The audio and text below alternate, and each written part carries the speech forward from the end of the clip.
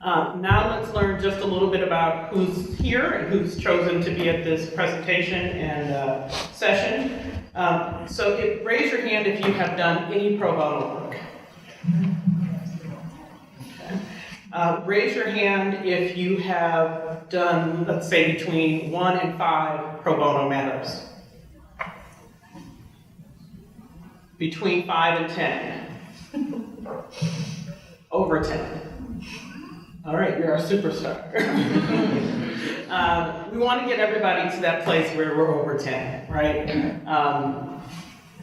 I'm just going to give a little bit of background about pro bono services. And again, I mentioned that I was fortunate enough to work with many clients who had issues with school districts. And we would bring class action lawsuits against school districts throughout the state of Illinois.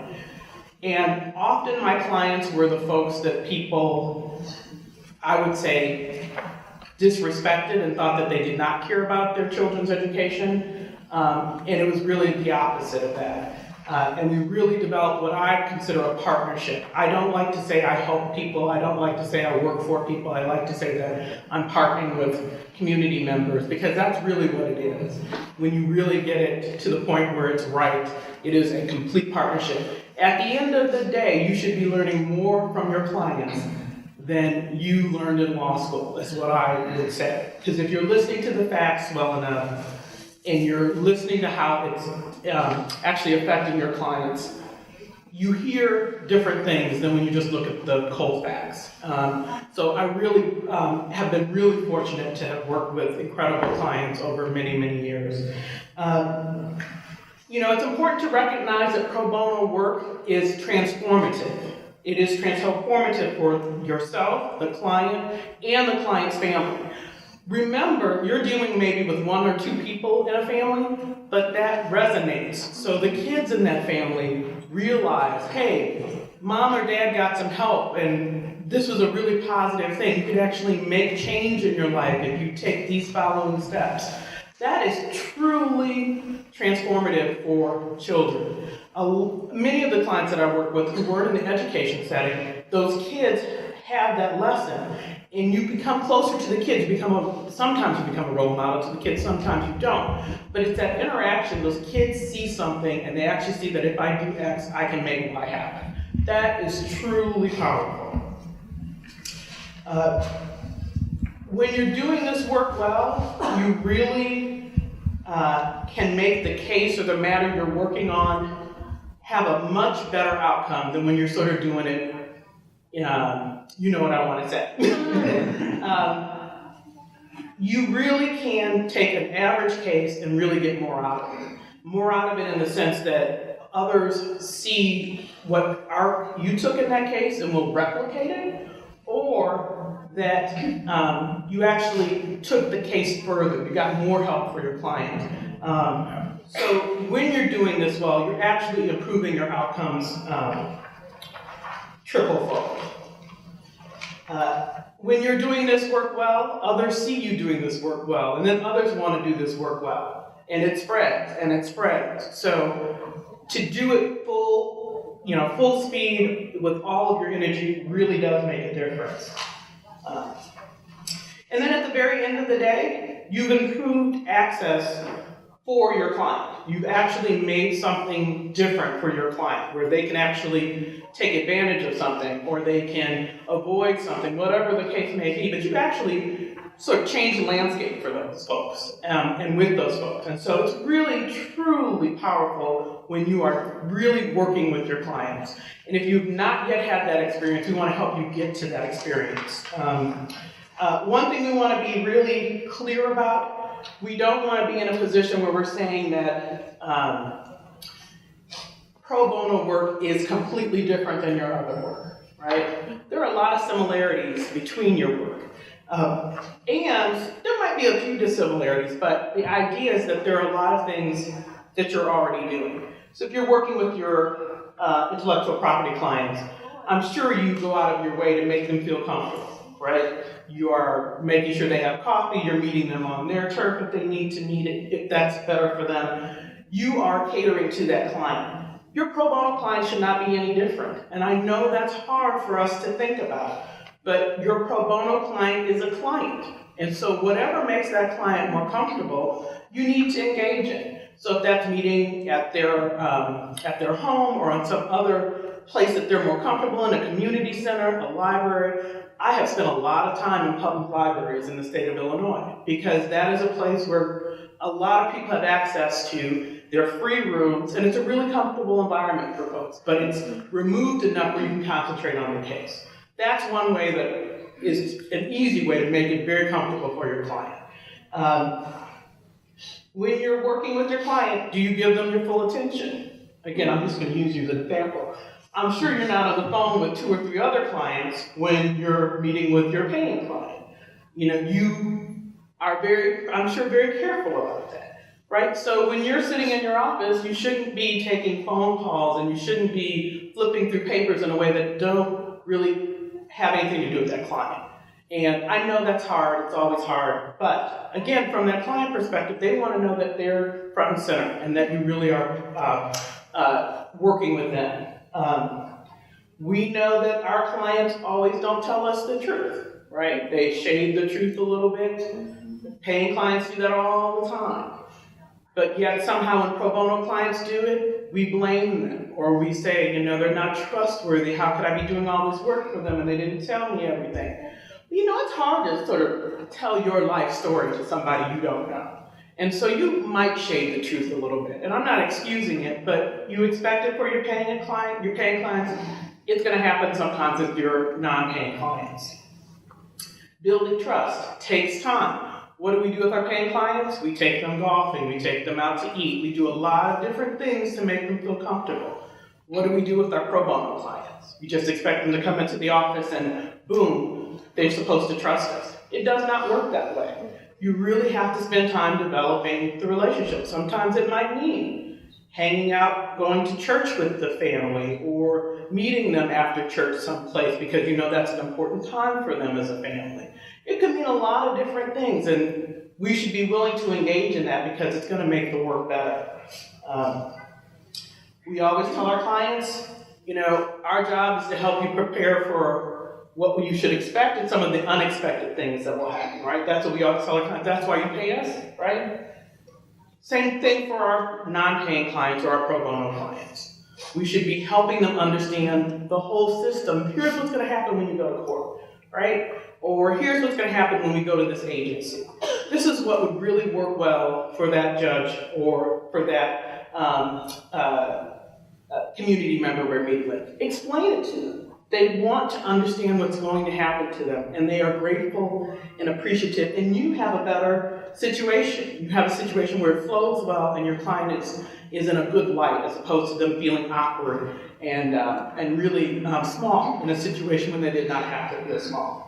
I think we have this impression that to do pro bono work, you have to agree with you have to be politically left-leaning, right? And that's really just not the case. We have clients who pay us who we don't even know their political affiliation, nor do we care, right?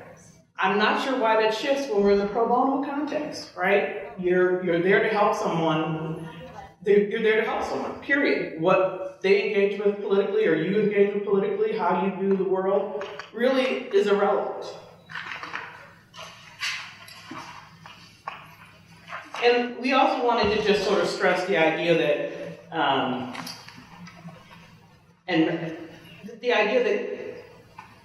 working with pro bono clients is a skill, right? And just how if somebody said to me, Carol, you have to do this contract for this client, I would go back in my office and they go, oh my goodness, okay, I know nothing about contract law or this particular set of contract law. And what would you do? You'd go read a treatise, you'd go talk to colleagues who've done that work before.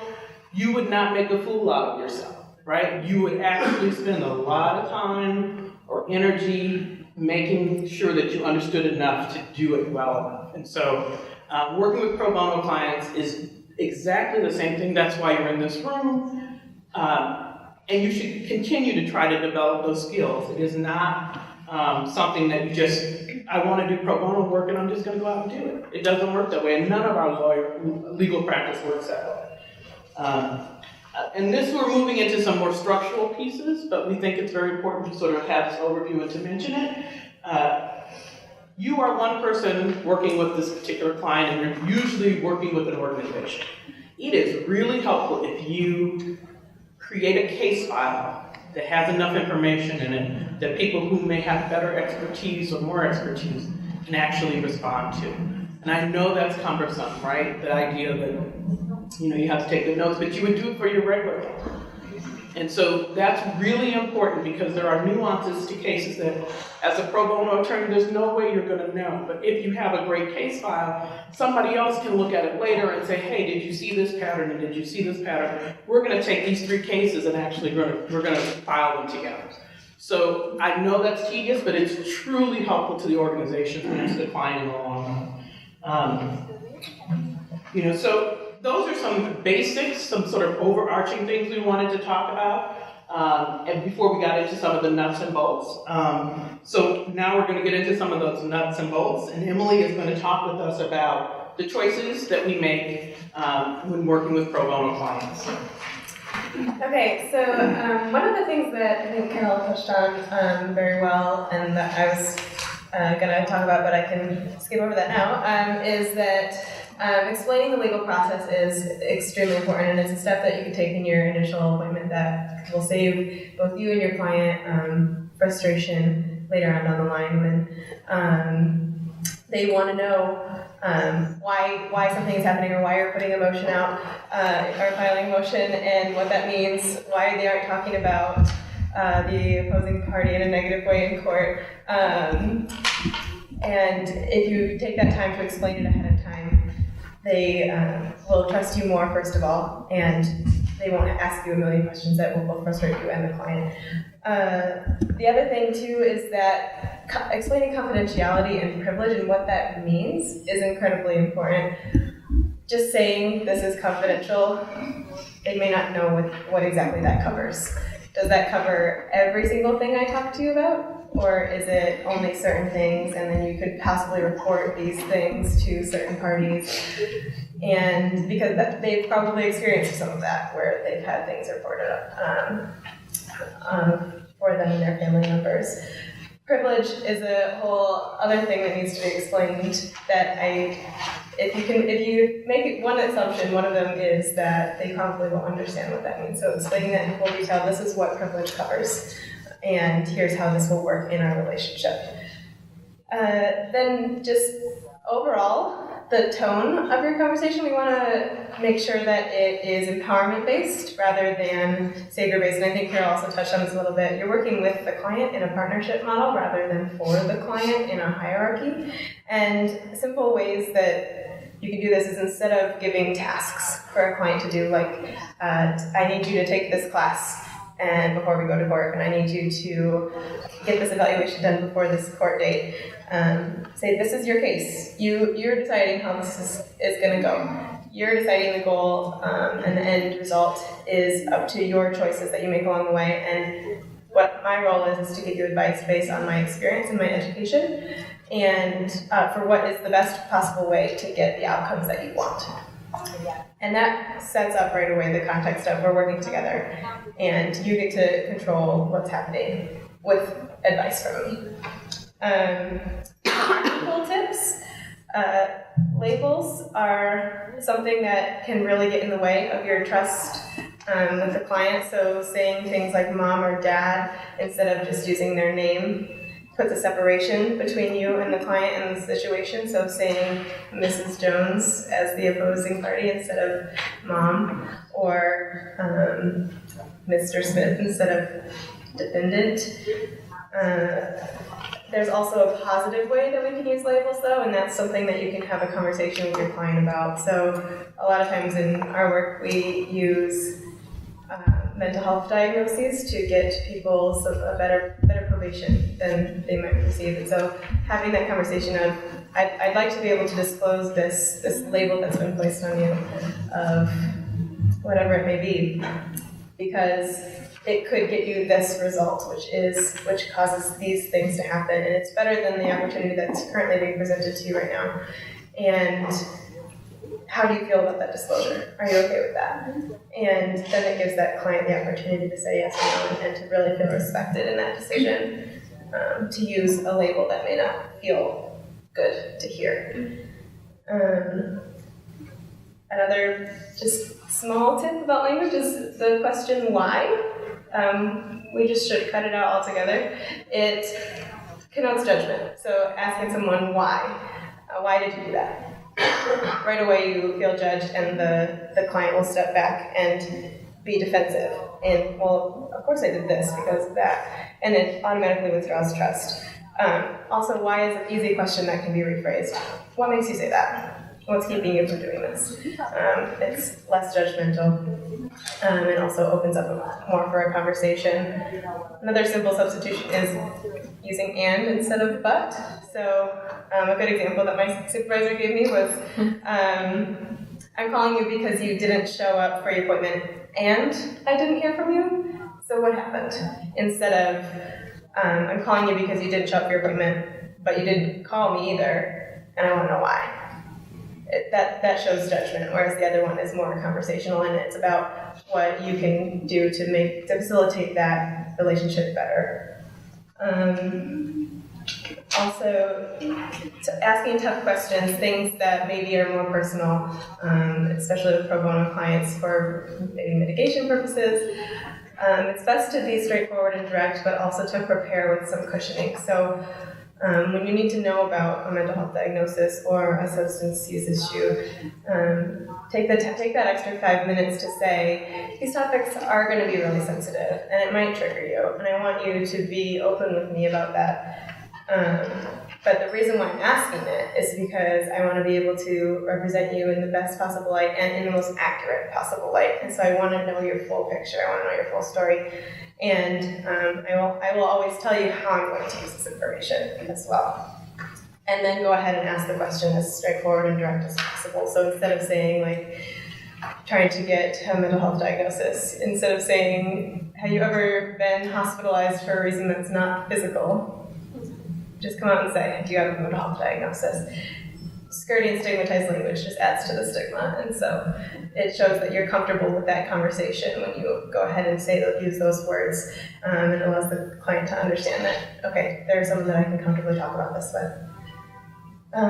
As far as mistakes go as well, you're going to make mistakes, the clients are going to make mistakes too, and the more that you're upfront with them about it, the more they're going to trust you, first of all, and also feel like they don't have to call you out on it or ask you about why you did something that they maybe don't understand. So if you just go ahead and admit mistakes that you make then right away, then they generally will understand.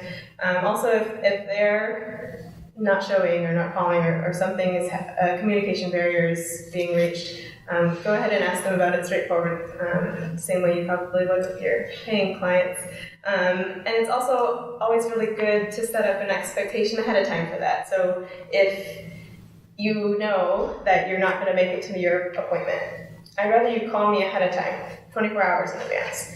And I have no problem with rescheduling it, but I'd rather you call me instead of just not showing. They just might not have the same cultural expectations around punctuality or making appointments than you might have. Same with email. You might not have the internet at home, and so using the library is a really, I don't know if you've ever tried it, but it's a really long and frustrating process. And so it might take a long time to get their email. So I'm noticing that this is a hard communication for you. What can I do to make this better? And then as transportation always seems to be an issue with our clients, like the Green Legal Aid, and one way to talk about this is to just first ask the client how they're going to get to the appointment. How are you going to get here on that day? And if it seems unstable, like I'm going to borrow money from my friend, or I don't really know how I'm going to get here, but I'll figure it out, offer them a transit card. If it seems stable, like I have a bus pass, fine, but it's good to always ask them, how are you going to get here? And then it saves you the frustration of them not showing and being maybe embarrassed to call you and ask for help. Okay, thanks very much, Emily. I just want to make a comment about the punctuality issue and making appointments and being on time with clients. I think sometimes we forget how complicated people's lives are. If you do not have somebody to take care of your children, if you work at a job where the boss can tell you you can't leave yet, or if you take transportation in the city of Chicago, if you're coming from certain parts of town, the buses do not run on schedule or frequently. It can take 2 hours to get from downtown, and you're really not that far from the city. So I think it's important for us to remember those things in terms of punctuality too, that there's a lot sometimes going on for clients that we may not be aware of. So Shonda, why don't you share some of your personal experiences working with pro bono clients? Sure. So I was asked to speak just to talk about how my skills in working with pro bono clients have changed over my 5-year career. So all of my 5 years have been spent at large firms, and my work experience during law school was also at large firms, and I didn't start working with pro bono clients until I had a Pilley Fellowship with CGLA in 2009, and I worked in the criminal records program with Beth Johnson. And the first few times that I worked with pro bono clients, I used a very kind of formal approach, unemotional, very regimented. I had my list of information that I needed to get from them, and I was checking off the list, all the things that I got from them. And I don't think that I was connecting with those clients very well, just because I chose this regimented approach that I thought that I should follow to make sure I was doing everything correctly. So as I began to watch Beth and see how comfortable she was with clients and how she made them feel comfortable, I thought, okay, like my clients, we can connect somehow. We're both people, we're Chicagoans. There's something that we have that's common interest that I can find with them. And so I started to take the approach of being a little less formal and just having conversations with them, taking my notes during the conversations, letting them know that I was new to this, but we were going to work at this together, and if I need to get help, there are several experts that I can contact to get help from.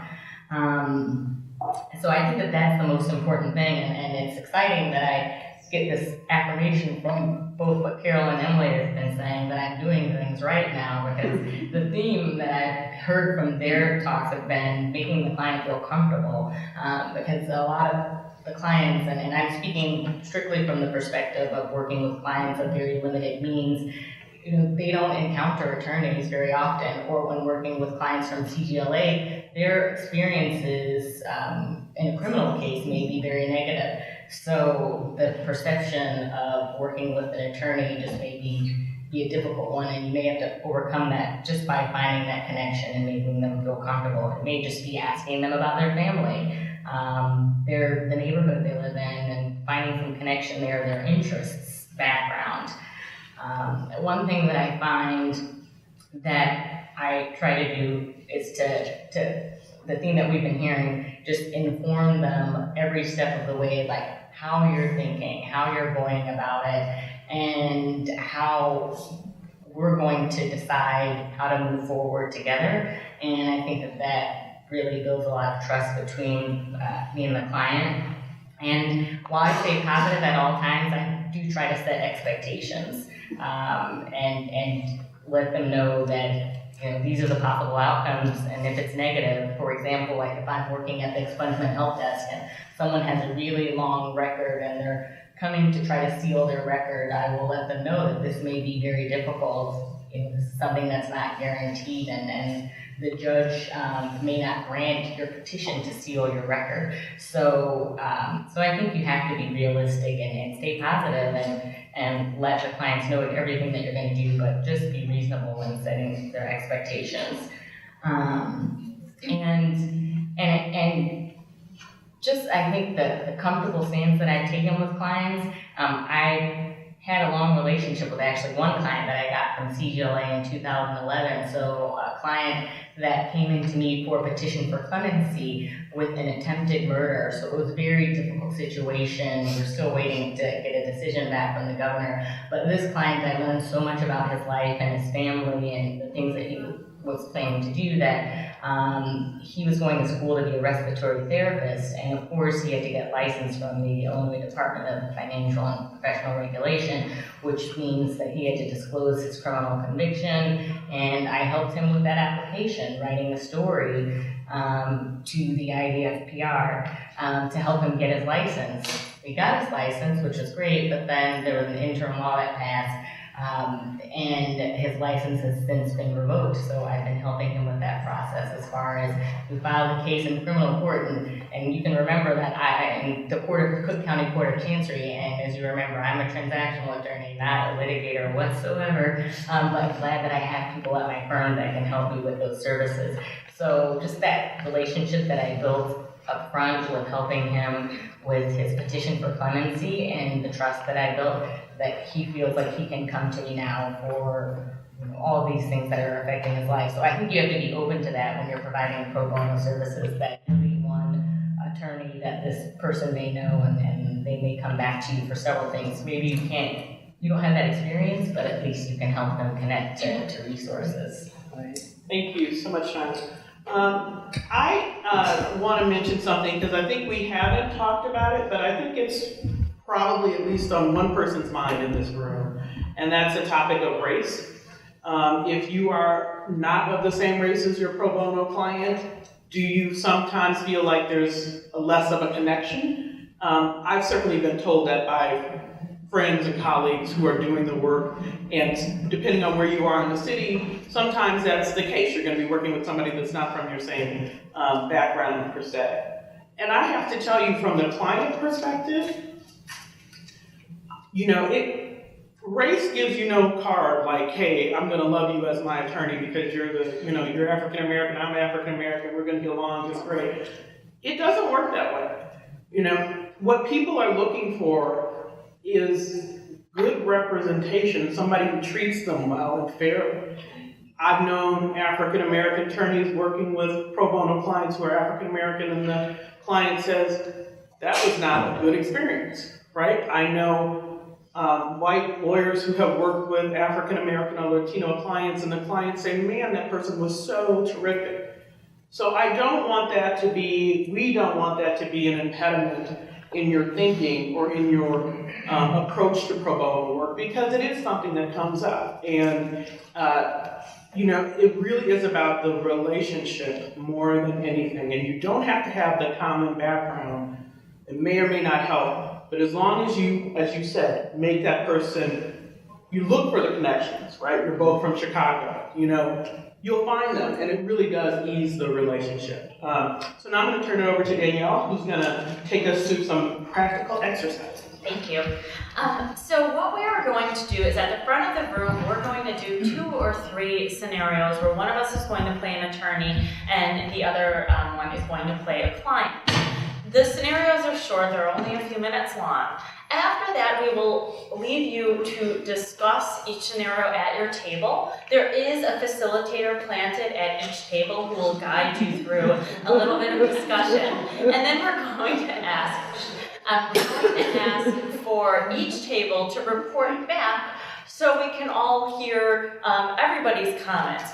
What we're asking you to look for is for a few things that might be done really well, and a few things that might be done not as well. And then in the situations where you think that the attorney could have approached it differently, what do you think that attorney could have done instead? What could have they said? What could they have changed about the question that they asked? So we will go to scenario 1.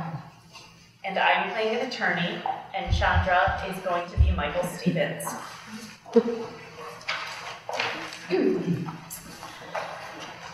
I'm your attorney, my name is Danielle, and I'm going to be handling your petition for executive clemency.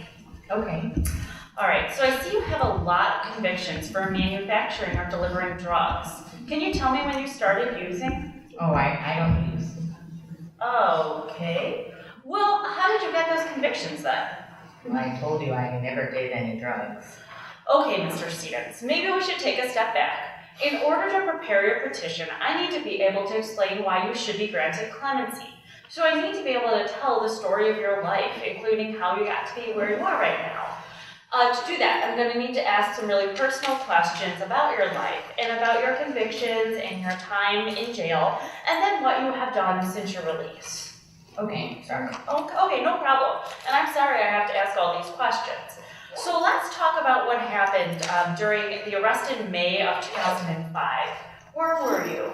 At my friend Joe's, Okay, who else was there? just us and Daryl, All right, who's Daryl?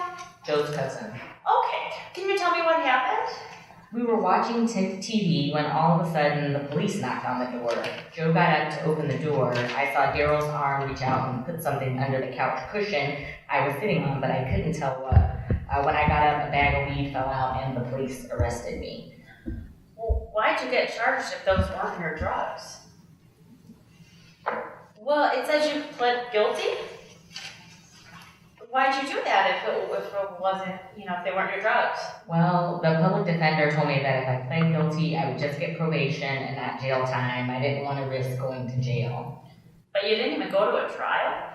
Why, I couldn't go to jail. I was staying with my grandma who has diabetes, and I had a kid. Okay, but you could have been found innocent and not even be in this mess. All right, so please discuss. We'll give you maybe 10 minutes. What we're going to do is go around the room, and so I'm going to ask one person from each table, and it could be the facilitator or anyone who's sitting there. So if you haven't appointed somebody, please do so quickly. And we're going to ask each table to make one comment to point out something that was done well or not well, and if it is something that was not done well, what they think the attorney could have done differently or better. So can you start, Sam? Sure. So we've put a lot of judgment in some of those earlier questions. That's a lot of convictions. And why did you do that? Your drugs. There were a lot of words that seem to be blaming the client. And we felt it would have been helpful to explaining why that information was necessary and sort of laying that foundation so that the client would understand why the questions are being asked and wouldn't feel like they're under attack. Okay, and so that comment was that there were a lot of kind of judging words, like that's a lot of convictions and other statements, and then it might have been helpful to explain up front why those questions were needed. At this table? Anyone? Also just saying why, I mean, that kind of maybe goes along with the judgmental piece, but instead they could have easily rephrased that to a what question or Okay. So asking why instead of rephrasing and using what. Table in the back. We felt like they lost a client immediately. Yeah.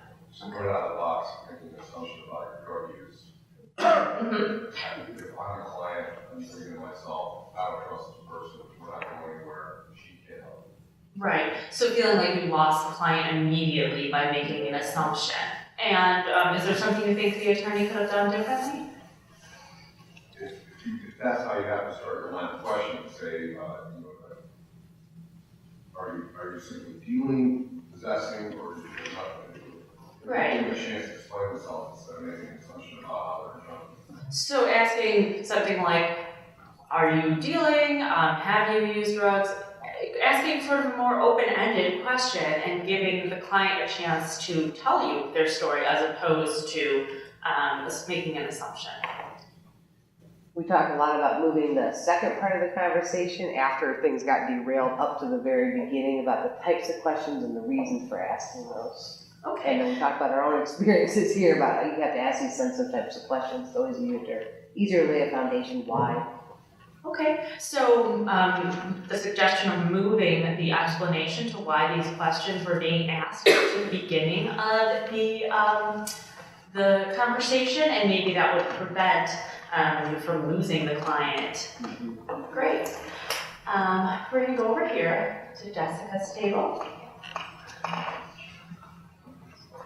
You know what, I guess the one thing that we talked about, and I think it's similar to others, is we talked about how judgmental the attorney was, and in particular, the one thing we took away or we were bothered by is making the client feel bad that they had made a prior bad decision, potentially by pleading guilty, without knowing the facts or having any compassion for why that may have been the case. I thought that would have been a situation that could have been handled better. Okay, so thinking that the attorney could have handled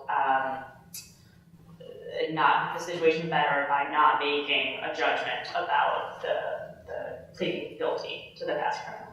Okay, can anybody, sorry not to put the spotlight on you last three tables, but is there anything you felt that this attorney did good or okay? Chapra's tables, do you have any? We mentioned, in terms of good things, we talked about actually the preface, but we agreed with that other table earlier who basically said it needs to be moved forward. So we said a lot of similar things, but we also added that the attorney failed to talk about privilege or confidentiality at all. Okay, so on the negative side, that the attorney didn't even mention privilege or confidentiality, and then also that on the good side, that the attorney did explain why me, was asking those questions, but that it was delayed and further on than it probably should have occurred. The last two tables, I'll start off with you next time, but do you have anything to add that hasn't already been brought up?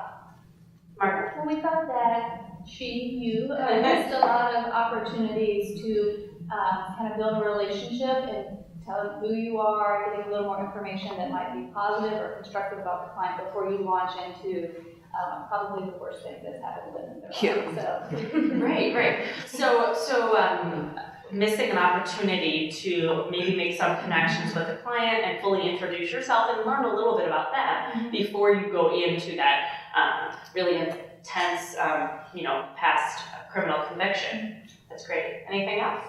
Again, in a negative way, we thought the lawyer kind of went through questions without letting the client speak or respond. So it was more kind of like, I'm getting through my list without letting you explain anything or meeting you, and also kind of revealing that you really know nothing about reality when you would say, why would you plead guilty? so making an assumption that might make the client feel that you don't really understand their situation, but also giving like rapid fire questions where you're making all these assumptions and not giving the client a chance to explain themselves and what decisions they made and why they chose to make those decisions. Okay, great. So we're gonna go ahead and do scenario 2. Can I? She's going to play the attorney this time, not me.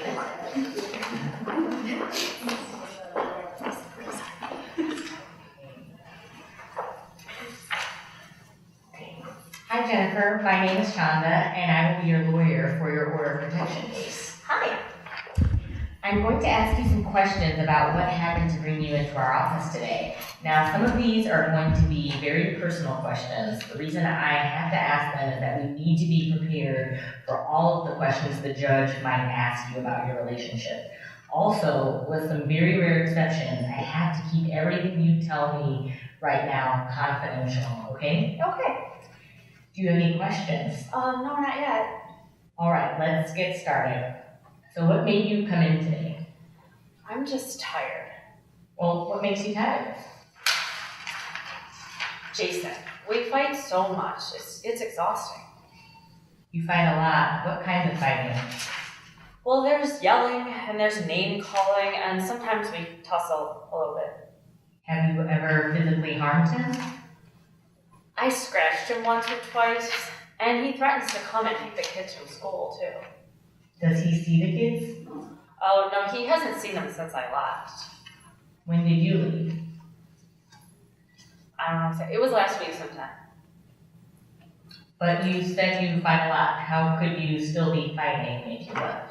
I mean, we did fight a lot when we were together, and he just keeps harassing me. So, and he hasn't seen the kids at all since last week? No. I'm sorry, Jennifer, but I just don't think the judge is going to give you an order of protection in this case. It seems like the two of you are just fighting with each other, and it is not going to look good that you have not let him see the kids either. That's scenario 2. Please discuss on the far table over there. Is there something that this attorney did well or not well? Yeah, we thought this attorney was great as far as the introduction, talking about what the process was going to be, and being very sympathetic right up front, and really making the client at ease. Okay. You know, I won't say everything. Yeah. I know how hard it is to do. Yes, one comment per table. Okay, so that the attorney did a great job of kind of setting the stage, explaining what was going on, and introducing herself. Great. Margaret's table, anything?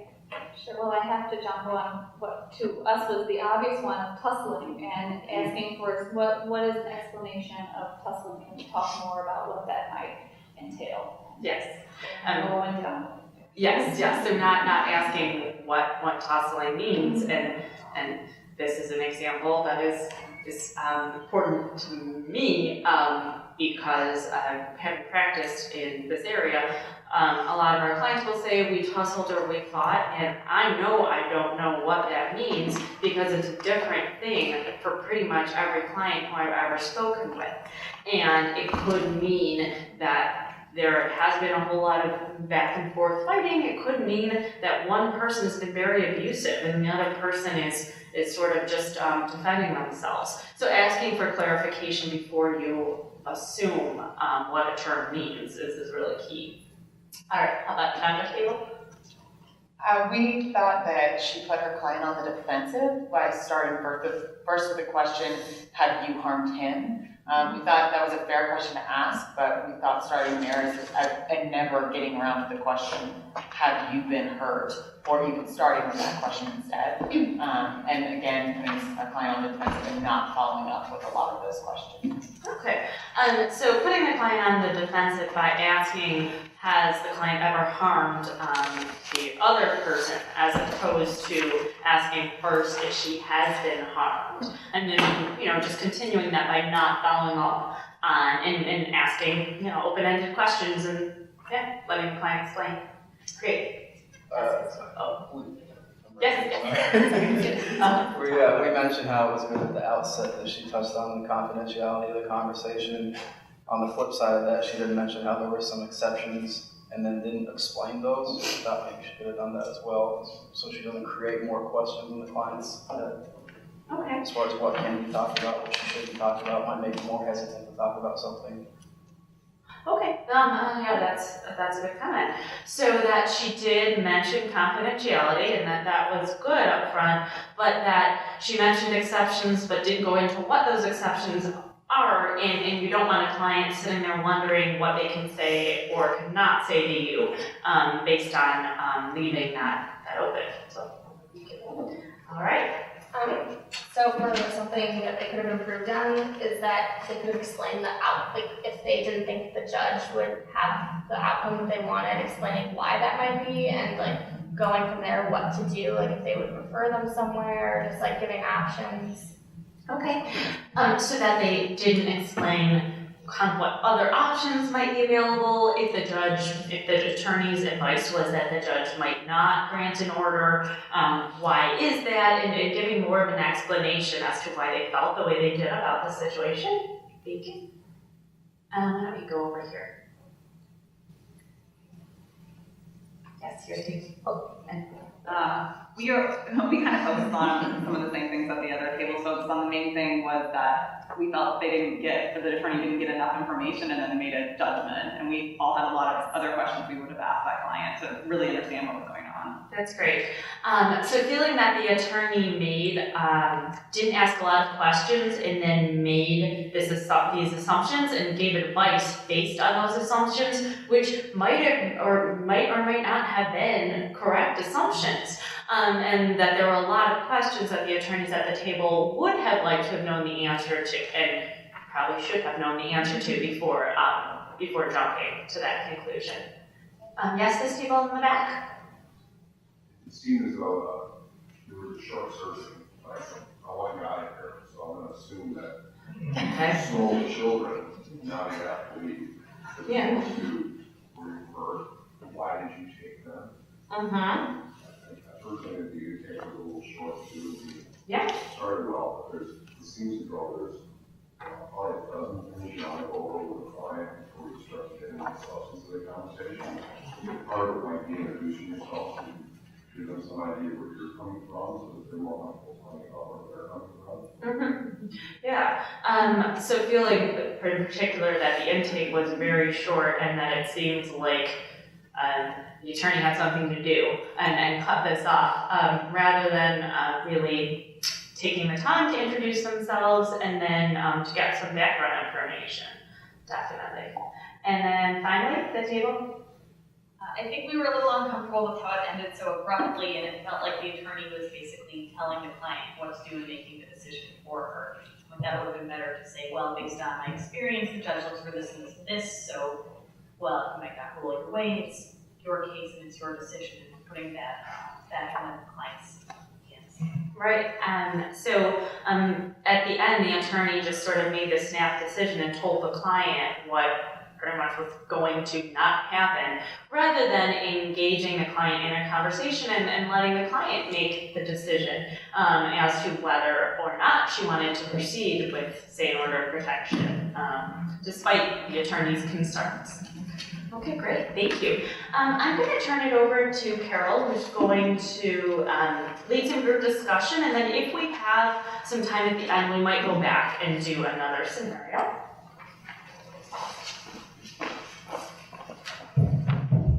Okay, so before we had a show of hands and how many pro bono matters you had worked on, and I must turn back to you who had more than 10. You're the only individual who had more than 10. Could you just sort of stand up and talk about why you have done this work? I'm going to put you on the spot. Because Meg Benson is a saleswoman. But I mean, seriously, you've done 10 or more. What is keeping you coming back? What is your experience? The cases I have done are all guardian ad litem appointments and contested guardianship cases for minors, and through the Chicago Volunteer Legal Services. See, that's good. I was non-aggregated. And I spent 30 years at a big law firm doing financial transactional work, and literally had never appeared in court until I was 50 years old. And it was CVLS brought to my firm, my then firm, they came and trained us and focused specifically on having something that lawyers who weren't litigators could feel comfortable doing. Because that had always been a barrier for me. I've gotten over it a little because some of these cases don't quite go how I think they're going to.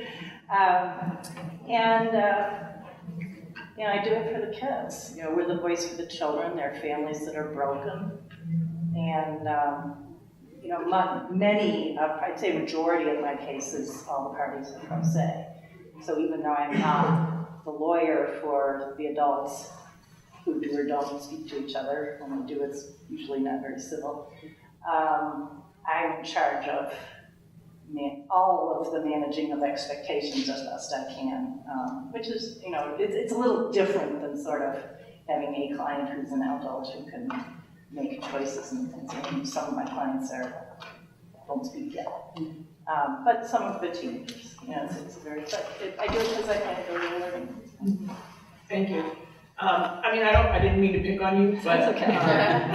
I did mean to pick on you too.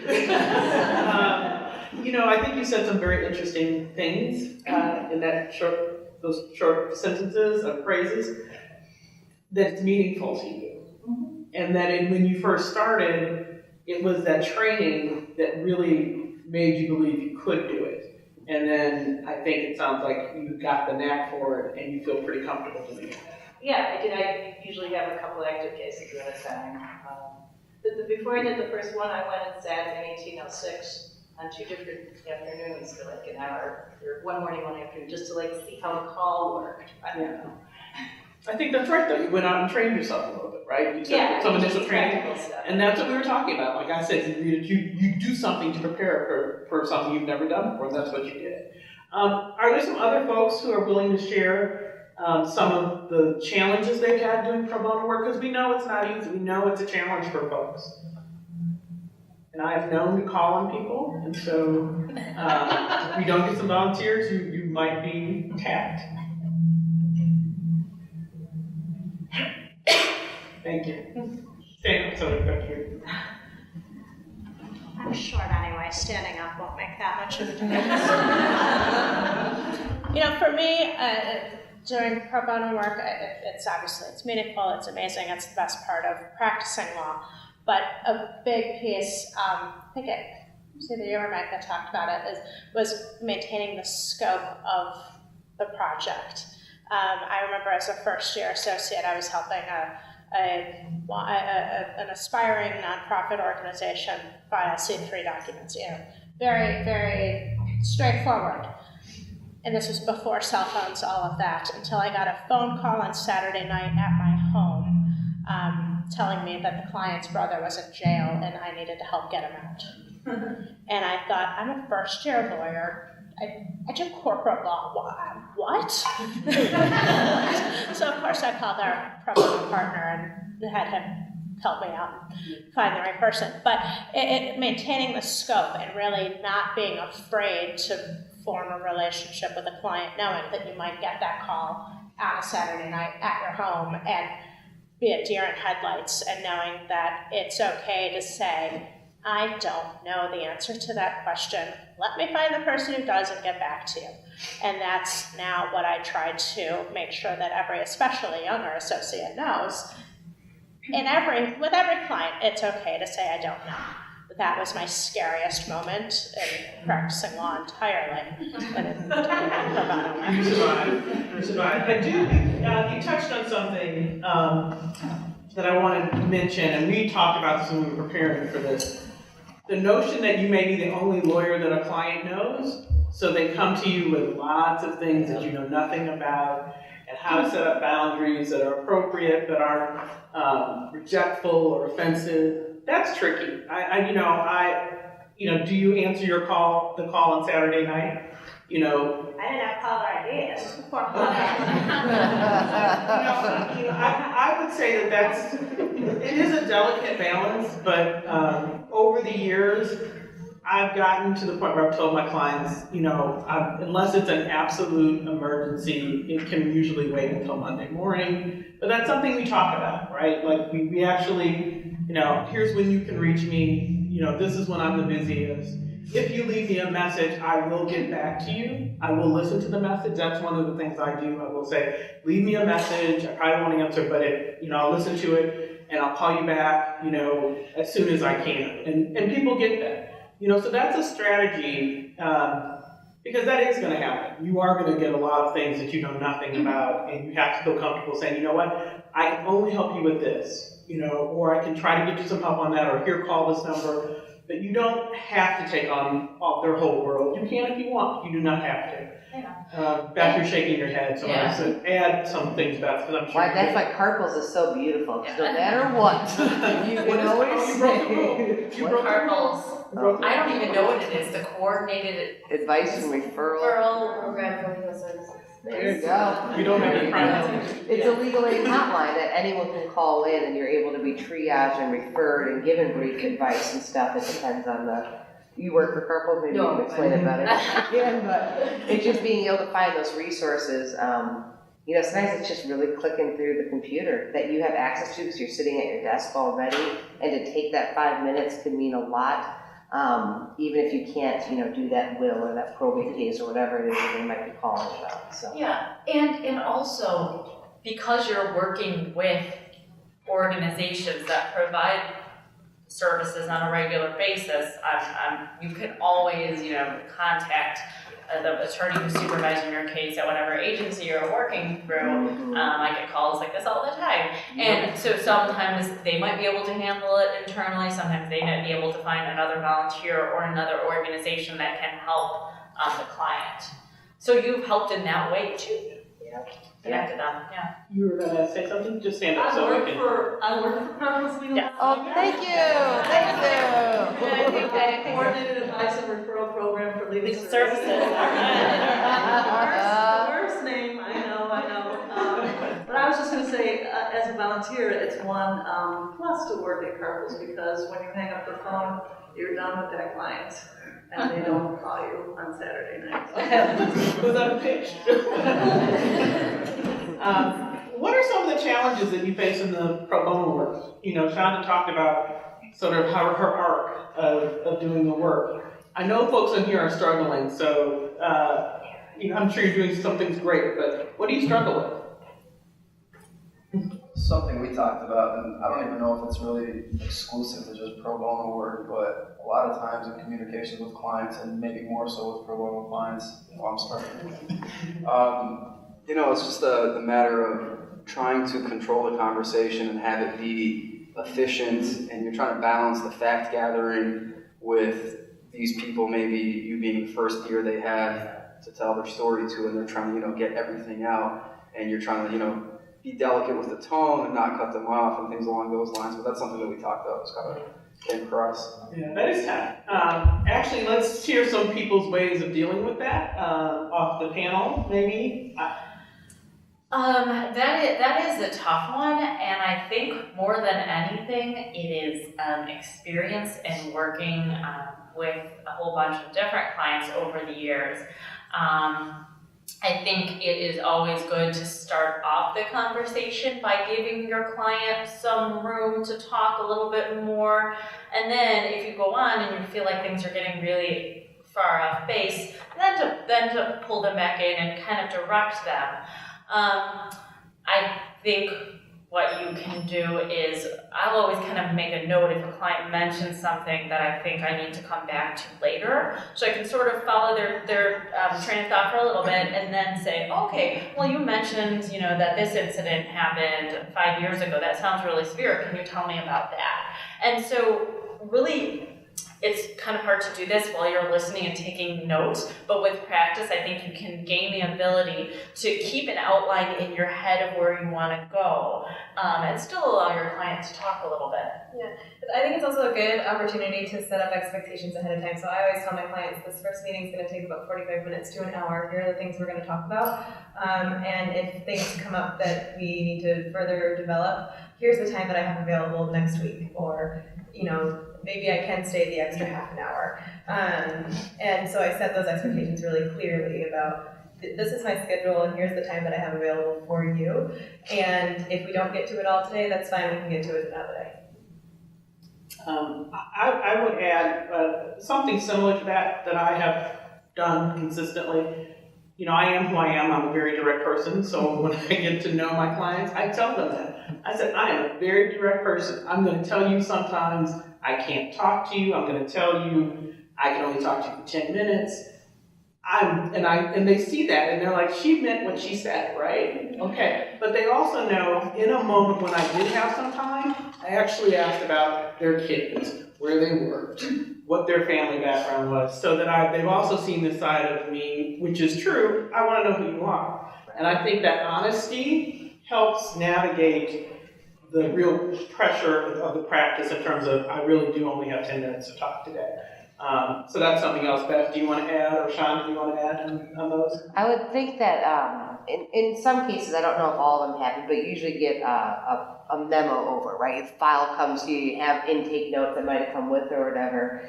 And I always find it critical and try and talk to our pro bono volunteers to review those so you're not starting from scratch. You're starting from, oh, I understand that you have a 13-year-old Jessica. What year is she in high school? So instead of having to relay the same information they already provided, it's a way to show that you already understand about them, so you're starting from a different point versus scratch, so it narrows that conversation. But I'm not good at it either, to tell you the truth, after 9 years of doing it, to, be able to have that conversation, because it is all about space. The other thing too, when you do have the luxury of time, like there's not pending litigation, especially with clemency cases, we encourage, the first meeting you have with the client, don't even talk about their convictions, right? You're gonna have to eventually, but just have that first meeting, the space for them to tell about themselves, right? All that positive, and don't start accusing them of being a drug user till next time they come in. That's the goal that we have. But it's to create those different meetings, and it definitely helps, so then you are focusing on them solely and not their negative, but that's because you have the luxury of time, right? Everything's different depending on the type of case. Other challenges that folks face? Has anyone had issues getting in contact with a pro bono client because they don't have access to email as readily as you might, or their phone has been disconnected, or any communication contact related issues? Yeah. And go ahead. Yeah, I did. The answer is. They're not my clients, but they're the parties to my cases, and sometimes they just go off the radar. And what do you do? I have Googled people to see if, the last phone number that I had for them was a landline. I call family members if I have, you just try. You send letters. I do family members work. There's usually somebody in that family that grandma or somebody who's not moving. Right, usually I can find somebody who knows or says they'll take a message, but it depends. Yeah, we learned in social work school best practices to have 3 contacts that are one that's a family member, one that's a friend, one that's someone who's not really related to the client, as someone that you can use to contact them in case they can't be reached. I guess I'll ask this. This is we've talked about how rewarding it is to do this work. Sometimes sometimes it doesn't feel so good because you maybe got a bad result from the court or in a certain matter. I'd like to talk to folks about how do you deal with that in the context of, you put all this effort and time into it and it did not work out for the family, or the family just is not happy or ungrateful. I don't want to say ungrateful, that's the wrong word, but they don't really connect with the process maybe. How do folks deal with that? I'm sure some of us have this experience. I would say that the way I have coped with the big losses or a loss is knowing that I put all the right energy into it, so I did not have regrets at the end. I did not feel like I sort of shortchanged something there. I think that has worked to assuage sort of the feeling of failure. And I think on the clients' behalf, it's the same thing. They know that we really worked as much as we could and we just got a bad outcome. And it doesn't mean that that's going to carry over into everything they worked on in the future, or it doesn't carry over into the individual work that the attorney might be doing. And and sometimes you just don't feel good. I mean, I think we all feel that way in our law practices. I think we're pretty close to time. I think we want to talk, we'll have some fun. No, I was just going to add on that last point that I think giving your client all of the possible outcomes and being honest is really important, and in that way, the things that you can't control, letting them know that you have no control over what it is the judge is going to do. And there's no way, I can never guarantee what decision a judge is going to make. But I think that you have a good chance based off getting X, Y, and Z based on whatever the situation is. So I think that's a good point to not go in so confident that you're not honest with your client about what the possible good and bad that could come out of this case are. I don't know if we don't probably have time for a third scenario, so we'll go into wrap up. So we're just going to give our sort of closing thoughts, and then we also have some resources that we want to point out to you as well. Danielle, I'll start with you in terms of wrap up, your closing thoughts about working with pro bono clients. And we should mention the title, Lost in Translation. What we were really trying to say there is, we want to take our efforts and really make them effective and not do all that work and miss the point. I think that's really what we were trying to communicate with, or we were trying to communicate with the title. Is that fair, Jessica? Yeah. Okay. I just want to thank everyone for coming to this session and for taking kind of an active role in learning more about how you can communicate more effectively with your pro bono clients. And just to say, in the end, you are sitting down with another human being to discuss how you can both work together and best attack their legal issue. And we've given you a lot of tips, but I don't want you to leave thinking that this is more complicated than it is. A lot of times it's about just sitting down and listening to somebody and being, respectful. Yeah, and I think that, again, you're sitting down with a human being, so we want to make those connections as genuine as you would with any other person. And another little tip that I realized I forgot to give is empathy versus sympathy is probably one of the best ways to do it. So sympathy being that's really sad, that's kind of pitying. Instead, what I hear is that's really hard for you to deal with. That then says, I understand, I hear what you're saying, and allows the client to feel understood by you. Also, if you're misunderstanding them, it allows them to clarify your misunderstanding. So if you're saying, that sounds really hard, and they're saying, actually, no, it's just something I'm dealing with, and I'm doing okay, then they can clarify that with you, and then you have a better understanding of them. So, I would say that there's so many different legal aid agencies out there, and that you just look for the one that best fits what you like to do. I do work with CGLA that I love, and some long-term representation, which could be a clemency, or short-term representation, which is at the help desk. So just finding something that really works for you and your schedule and can keep you motivated. I think that's the most important thing, that there are just tons of different options if you're not alone. And I think these are all great points, but to Shonda's point, you can try something, and if it's not the best fit for you, there's another organization or another place to connect. Beth, you're in the audience, but still, closing remark or no. You don't escape. Oh, you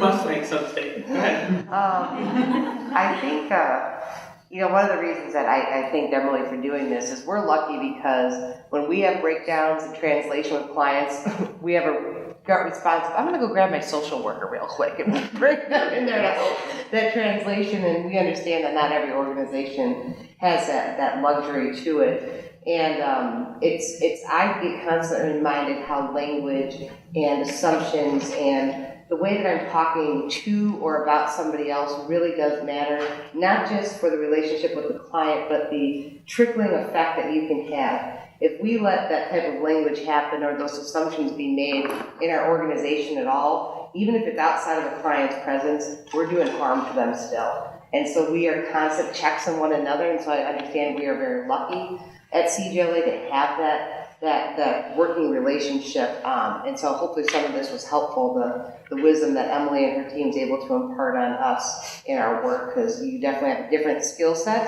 that not every lawyer has, and I just feel very fortunate to be working in that atmosphere. But that's a resource question, right? You're talking about not doing it alone, whether you have a social worker on your staff or not, but consulting, like you would do with any case. Right. You don't do it in isolation. You always, most of the time, you do consult with always. Jessica, I know you work from the Chicago Bar Foundation on this issue. Do you have a closing thought on how you're doing this work? About how we're doing? Well, just, the challenges of doing the pro bono work. because you're engaged in it and facilitating it so much. So I guess from my perspective, we. Stand with us. She's very direct. Yes, I was sorry, I'm not a huge public speaker. So we oftentimes, I was sharing this story, I think, at my table. I get a lot of calls personally because a lot of people think the Chicago Bar Foundation provides legal services, but we don't. But I mean, oftentimes people are in really bad situations, and even just telling me their very basic story is very emotional for them. And I just say, and I'm probably the first person maybe who has listened to them at all, so I really do try to give them a little piece of time. Even though I might know I'm directing them to carpools, because that's usually what I'm instructed to do, because they're, as Leslie pointed out earlier, that's what they do. They're the triage, and then they'll figure out where they can possibly go after that. But so for you here in attendance, pro bono attorneys or potential pro bono attorneys, just keep in mind that you may be the first people that have actually listened to this person. So, you may not always have a lot of time, but if you can listen to them and let them tell their story at least a little bit, that's just so helpful to them. It means a lot. So I would share that. And then I would also just echo what Shauna says. There's a ton of different things that you can do here. And just again, point out this wonderful guy, because I spent many hours with him. It looks lovely. So if you look through it and you have any questions about anything that's in it, please feel free to call me. Our information is in there. Thank you. And the pro bono fair is this Thursday? Oh, yes. From what, 5 to 7, sorry. Oh, yeah. 5 to 7 at Skadden. At Skadden? So, yes, thank you, Daniel. That was perfect. Yes, thank you, Lynn. So on Thursday, if you haven't gotten involved with pro bono yet and you're looking for an opportunity and you don't want to read the guide quite yet, and you're free on Thursday between 5 and 7 p.m., we have a huge pro bono and community service fair that takes place at Skadden, and it's you can just drop in anytime between those times. It's kind of open house style, so you don't have to stay the whole time, but a lot of the organizations will be there. They'll have tables, and you can go around and learn a little more about what each of them do. And then if you're free on Friday morning, I would also encourage you to join us for a Breakfast with Judges program from 8 to 9 at Lynn's Furniture. Thank you. I would just say that it's really important that we do pro bono work. The number of folks who are unrepresented in really important matters cannot be made by legal services corporations funding. It can't be done, and people really do need advocacy sometimes. So what we do is important. So that would be the point that I wanted to close with. We created a resource guide for you. Do you have it, Jessica? Yeah, everyone should have it. Everyone should have a handout. Yeah, this is just a list of resources around working with pro bono clients or clients generally. It touches on some cultural competency issues. It touches on other kinds of issues that relate to pro bono work. We are providing it not because we're saying this is the only place you can find this information, but we thought it was helpful just to provide a couple of different places for you to go. Will that be on the website, Jessica, or no? So we were going to send this to you guys via email, so you'll have an electronic copy as well. Okay, so in then the next week, I would think. And then you just click on the links instead of having to retype the links that are in there. Anything else? Does anyone have any questions, or has anyone had a bad pro bono experience that related to something that we haven't addressed? Anyone? Questions? Issues? Things you were hoping we would address but we didn't? All right. Okay. All right. Thank you guys so much for spending the time.